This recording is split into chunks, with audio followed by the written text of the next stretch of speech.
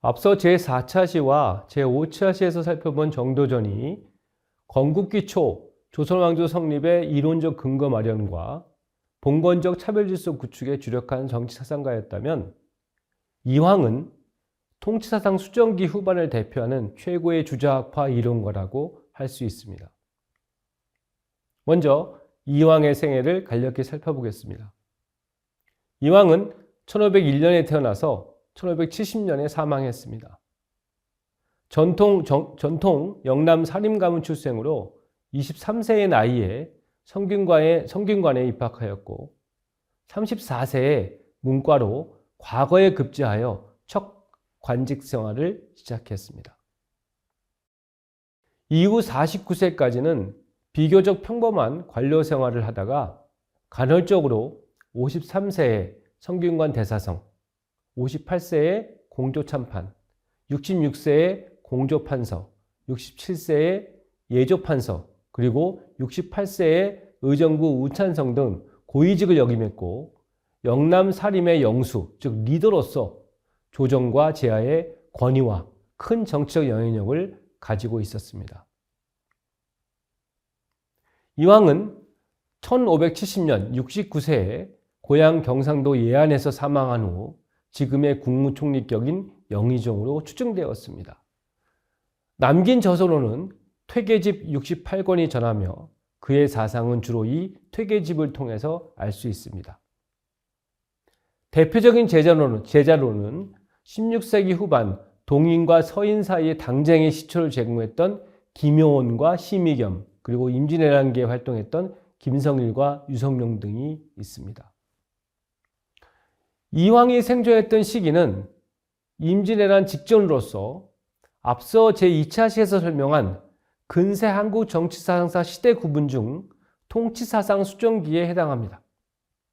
조선조 건국의 정치 이념으로 도입되었던 주자학적 정치 이념이 정치사회적 모순에 직면한 시기라고 할 수 있겠습니다. 이러한 상황에서 1482년에 태어나서 1519년에 사망한 조광조, 그리고 1491년에 태어나서 1553년에 사망한 이현적 등 주자학적 정치 이념을 수정하려는 이른바 도학적 사상가들이 나타나게 되었습니다. 이황은 이와 다르게 정통 주자학의 입장을 보다 강화시키는 방향으로 사상을 전개한 인물이었습니다. 앞서 언급했지만 주자학적 통치사상에 대한 수정은 이 시기가 내후외환이 심화되고 있었던 기간이었기 때문입니다. 우선 국내적으로는 이른바 4대 사화라고 하는 1498년의 무오사화, 1504년의 갑자사화, 1519년의 김효사화, 1545년에 을사사화가 연이어 발생했고, 1506년에는 이른바 중종반정이 일어나기도 했습니다. 이러한 정치 권력을 둘러싼 집권층 내부의 투쟁은 매관 매직과 함께 일반 서민에 대한 중간관리 계층의 수탈로 이어졌고, 그것은 족징, 인징, 동징, 족징이라고 하는 것은 본인이 세금을 못 내면 친척이 내는 거고요. 인징도 다른 사람이 내주는 거고, 그다음에 동징도 그 동네에서 징수하는 게 되는, 이런 과도한 세금 수탈과 방납의 폐해로 나타났습니다. 그 결과 명종실록에 기록된 것과 같이 당시 농촌은 10집이면 9집이 비거나 10집 중에 9집이 굶주리는 상황, 즉 십실구공, 십실구기의 상황이 지속되었습니다. 이 과정에서 떠돌이 신세가 된 일반 서민들은 도적이 되기도 했는데요. 1559년부터 1562년까지 발생한 대규모의 임꺽정의 난은 그 대표적인 사례라고 할 수 있을 것입니다. 이러한 국내적 혼란을 틈타서 북쪽의 이민족과 남쪽의 외구의 침략도 이어졌습니다. 중종 반정 이후 임진왜란 직전까지 외구의 침입은 5회, 북방 이민족의 침입은 6회 등 총 11회의 침범이 있었던 것이 그 예입니다. 이러한 내후외환의 위기가 이황이 활동했던 시기의 객관적 현실이었다면 과연 이황은 이러한 시대 상황을 어떻게 인식했을까요? 이황이 농사 짓는 농민, 누에 치는 상민, 고기잡이 하는 어민, 나무꾼으로 연명하는 초민 등 일반 서민들의 안락함을 표현한 사락정의 부침이라는 시를 지은 것, 그리고 임꺽정의 난을 기존의 정치사회적 신분 질서를 위협하는 것으로 인식한 점 등으로 미뤄봤을 때 그의 현실인식은 현실과 동떨어진 좀 안이한 모습을 보였다고 할 수 있을 것입니다. 여러분이 앞서 배운 것처럼 특정 사상가의 현실인식이 그 사상가의 정치 목표와 연계되어 있다는 그런 설명을 잘 기억하신다면 결국 이황의 이러한 현실인식은 그의 정치 목표가 지배계층의 입장에서 내후외환의 혼란 속에서 흐트러진 사회 질서와 기강을 주자학적 정치 이념의 강화를 통해서 바로잡으려는 것이었다라고 볼 수 있을 것입니다. 따라서 이황의 정치론 역시 차별윤리의 확립과 강화에 집중할 수밖에 없었습니다. 예를 들어서 이황은 형제가 서로 싸울 경우 형에게 잘못이 있고 동생이 옳으면 똑같이 벌하고 형이 옳고 동생이 잘못이면 동생만 벌하는 데 그치며 잘잘못이 서로 반반이면 형은 가볍게 혼내고 동생은 무겁게 벌여야 된다 라고 해서 가족 내 형제 사이에도 불평등 차별윤리를 강조했습니다. 또한 관청의 행정 처리에 대해서 시비하는 자와 전임 관리를 전별하는 데 불참하는 자에게도 중벌을 내릴 것을 주장함으로써 관존민비, 즉 관료를 높이고 국민을 천하게 보는 차별적 통치 질서를 강화하려는 입장을 취하기도 했습니다. 이와 함께 모든 것에서 하나를 높이고 하나를 다른 한편을 낮추는 것은 천리이며 인륜의 극치다 라고 해서 일융일쇠는 천리일륜지 극치다 라고 하죠. 그래서 모든 것에서 하나를 높이고 낮추는 것은 천리이며 인륜의 극치다 라고 해서 차별을 절대 불변의 진리로 규정하고 윤리의 근본으로 여겼습니다. 여기에 하늘에는 두 개의 태양이 없고 백성에게는 두 임금이 없으며 가정에는 가부장이 둘일 수 없고 두 어버이, 즉 양부모와 친부모의 상복을 모두 입을 수는 없다라는 말로서 정치사회는 물론 가족 내에서의 차별윤리 체제의 확립을 적극 주장하기도 하였습니다.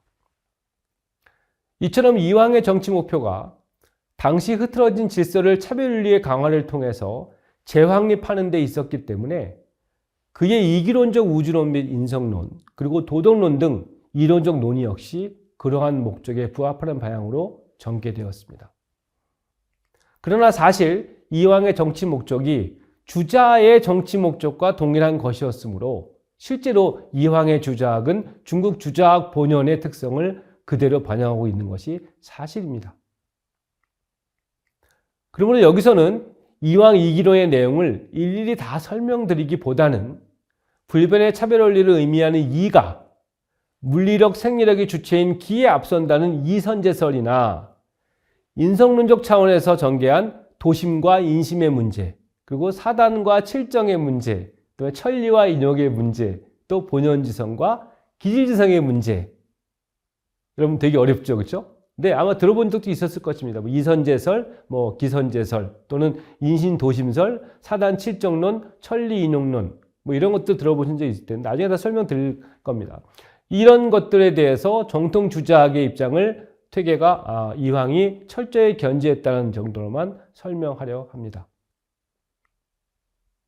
다만 제1주차에서도 제가 언급했고 앞으로 다른 주차의 강의에서 반복해 설명하겠지만 여러분들이 근세 한국의 정치 사상을 이해하는 데 있어서 이와 기의 문제를 다루는 이기론이 공통적인 담론이었다, 즉 디스쿠스였다라는 점에 유의해야 합니다. 그러니까 그 당시에는 이기론이 아니면 자기 사상을 전개하기 어렵다는 거죠. 그러니까 이기론을 가지고 해야만 의사소통이 되는 그런 부분들이 있다는 것을 꼭 이해하기 바랍니다. 따라서 사상가들이 이기론을 전개했다고 해서 이와 기에 대해 설명하고 이기론을 전개했다고 해서 모두 같은 정치적 입장을 가지고 있었다고 판단해서는 안 된다는 것입니다. 우리가 면밀히 앞으로 살펴봐야 할 것은 이와 기의 성격 및 이와 기의 관계 등에 대한 사상가들의 논의입니다. 이른바 성리학이라고 하는 것도 사실은 성 즉 리, 즉 본성이 곧 이라는 의미입니다. 이 점에서 도심과 인심의 문제, 사담과 칠정의 문제, 천리와 인욕의 문제, 그리고 본연지성과 기질지성의 문제 등도 사실은 이기론이라는 큰 틀에서 이해해야 하는 것입니다. 더욱 중요한 것은 몇 번 강조했지만 그러한 이기론이 결국 사상가의 정치적 입장 내지는 정치 목표를 반영한다는 사실입니다. 따라서 매우 복잡하고 어려워 보이는 이기론을 정치적 시각에서 접근하는 것이 근세 한국의 정치 사상을 이해하는 핵심 포인트라고 할 수 있겠습니다. 구체적으로 일반 서민들의 삶이 피폐하고 질서의 혼란과 정치 경제적 불안정으로 국가가 위기에 처했을 때, 봉건적 사회 질서의 확립을 앞세울 것이냐, 아니면 백성의 생활 안정을 위한 의식주 생활에 대한 대책을 먼저 세울 것이냐 하는 정치적 논쟁이 일어나게 마련입니다. 조선조 중기 사상계를 대부분 차지했던 주자학파 사상가들은 봉건적 사회 질서의 문란이 일반 서민들의 질서 원리에 대한 무지와 차별윤리에 대한 자각의 부족에 있다고 봐서 차별원리인 이를 우선시하고 그러한 이의 존재와 기능을 자각하여 실천하는 도심을 정치의 기본으로 하여야 한다는 정치사상을 전개했었습니다. 반대로 주자학에 비판적이거나 회의하던 일부의 개혁적 사상가들은 사회 질서가 문란하고 불안정한 이유는 서민의 삶의 기본적 욕구로서 의식주 생활에 대한 요구인 인욕 또는 인심을 충족시켜주지 않았기 때문이므로 가장 중요한 것은 우선 국민의 생활 안정을 위한 정책을 강구해야 한다. 그런 다음에야 질서도 지켜진다라고 보았던 것입니다. 그래서 그들은 이보다는 기를 우선시하고 도심보다는 인심을 중요시하는 정치론을 주장하였습니다. 좀 더 이론적으로 얘기하면 이가 우선이라는 주리론 또는 이이론론, 이가 우선이고 기가 그 다음이라는 이주 기종설 또는 이주 기수설, 그리고 도심이 먼저이고 인심이 그 다음이라는 도심 인심설 등은 모두 정통 주자학적 시각의 이기론이었습니다. 반대로 기가 우선이라는 주기론 또는 기이론론, 기가 우선이고 이가 다음이라는 기주 이종설 또는 기주 이수설, 그리고 인심이 먼저고 도심은 그 다음이라는 인심 도심설 등은 주자학적 유학에 비판적이거나 회의하였던 시각의 이기론이었던 것입니다. 이러한 두 시각 중에서 이황은 전자에 해당하는 입장을 취한, 즉 주자학적 유학의 시각의 철저한 사상가였던 것입니다. 그리고 이러한 지배계층 중심의 사상 전개가 조선조라는 봉건사회를 지탱하고 유지하려는 주류 정치 집단의 논거였기 때문에 이황의 정치적 그리고 사상적 영향력이 클 수밖에 없었던 것입니다. 저는 앞서 제1주차에서 정치사상 평가의 시각에 대해서 언급한 바 있습니다. 차별과 위계를 강조하는 그런 사상가보다는 자유평등론의 입장에서 국가와 민족 그리고 국민을 위한 사상을 전개한 인물들을 보다 높게 평가해야 한다고 설명했습니다. 이런 시각에서 본다면 비록 이황이 뛰어난 이론가요, 실천가로서 많은 제자를 길러내고 한국 성리학 자체의 학문적 발전에 크게 공헌을 했다 하더라도 결론적으로 그의 정치사상은 정통 주자학의 차별윤리 강화론에 입각해서 봉건적 정치사회 질서를 유지 강화하려는 보수적인 것이었다라고 평가할 수 있을 것입니다. 이 점은 이황이 사망하기 1년 전에 선조에게 마지막으로 올린 정책 건의서인 무진육조서에 잘 드러나고 있습니다. 그 내용은 다음과 같습니다. 첫째, 가부장적 질서의 근본인 인과 효, 인효를 온전히 함으로써 왕위 계승의 혈통을 무겁게 여기게 하여 왕조 체제를 확고히 할 것. 둘째, 이간질을 막고 두 어버이에게 양어버이, 그 다음에 친어버이, 그죠? 두 어버이에게 효자의 도리를 다할 것. 셋째, 제왕에 관한 학문을 돈독히 공부함으로써 정치의 근본을 세울 것. 넷째, 봉건적 도술과 학술을 밝혀서 인심을 바로잡을 것. 다섯 번째, 모든 일은 나라의 심장인 대신에게 맡기고 국가의 눈과 귀인 대간이 사리를 밝게 할 것. 여섯 번째, 유학의 차별적 구범을 기준으로 수양과 반성을 돈독히 함으로써 하늘이 부여한 제왕권적 권위 질서를 계승하도록 할 것 등입니다. 16세기 중후반 내후외환이 극심해지고 있는 상황이고요. 그로부터 얼마 있다가 임진왜란이 일어나죠. 이런 상황에서 본인이 사망하기 전 왕에게 올린 마지막 상소에서 국가 보위나 민의 생활 안정에, 국민의 생활 안정에 대한 일체 언급 없이 오직 봉건적 차별 질서를 유지 강화하는 데 집중했던 이왕의 모습은 그의 사상에 대한 중요한 평가 기준이 될 것입니다. 이상으로 제2주차 강의를 마치고자 합니다. 분량도 상당히 많고 내용도 쉽지 않아서 여러분들이 이해하는 데 어려움이 있을 것이라고 생각합니다. 이런 어려움들은 강의를 진행해 나가면서 천천히 극복될 수 있을 것이라고 기대합니다. 제3주차에서는 임진왜란과 1592년부터 98년까지 있었던 임진왜란과 그 다음에 1636년의 병자호란이라는 그 한민족 최대의 위기를 겪고 난 후 한국에 전개된 그런 위기 극복기 주자학파의 정치사상으로서 송시열의 우암 송시열의 사상을 살펴보도록 하겠습니다. 감사합니다. 수고 많으셨습니다.